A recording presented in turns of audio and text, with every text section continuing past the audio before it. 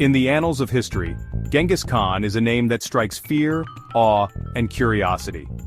Known for building the largest contiguous empire the world has ever seen, he was as much a master of the battlefield as he was of strategy. But amid the tales of fierce warriors and unstoppable cavalry, there lies one story that stands out for its sheer ingenuity and eccentricity. Did Genghis Khan really use cats as weapons in his quest for domination? Sit tight as we explore this strange and brilliant military tactic that redefined the art of war. To understand how Genghis Khan could think outside the box, even as far as using animals in warfare, you need to understand the man behind the legend.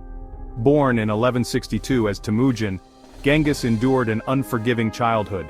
After his father was poisoned, Temujin was left to fend for himself, his family cast out into the wilderness.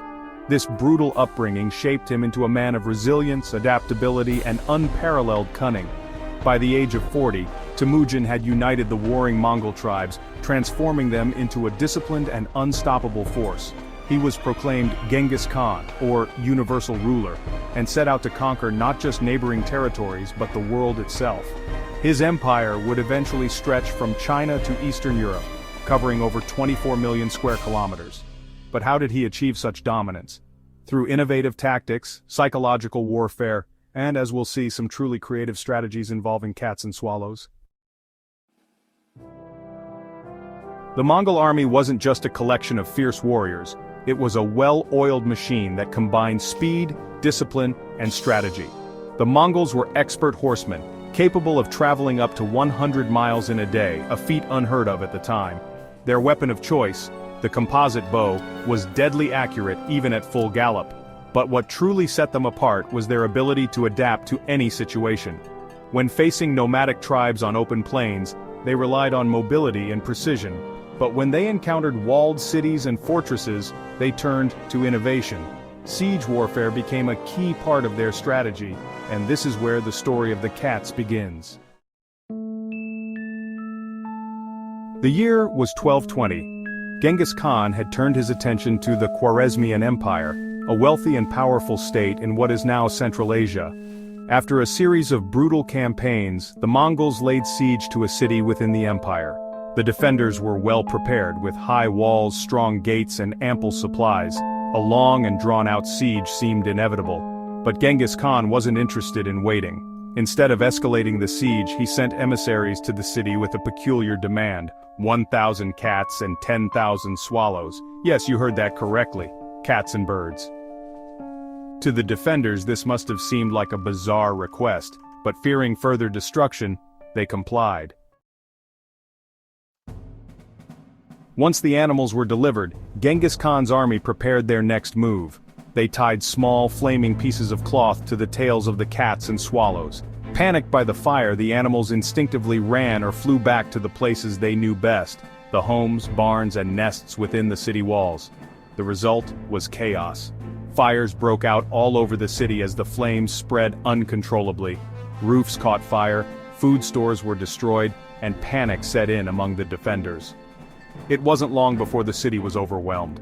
Not by the Mongol army, but by the flames and confusion created by their own animals.